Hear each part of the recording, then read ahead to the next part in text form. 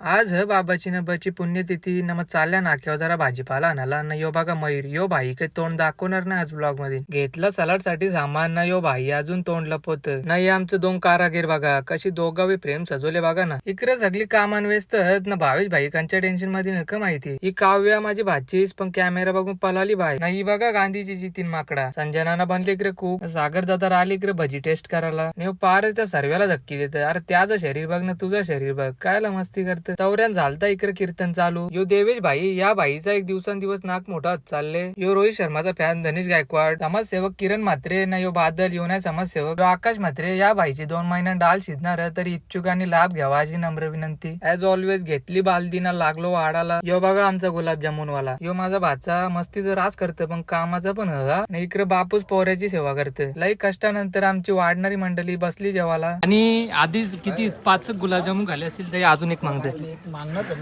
यो कितवा हे कितवा सांगता तुझा? हा माझा दुसरा. असं कॅमेरा सांगतो मी.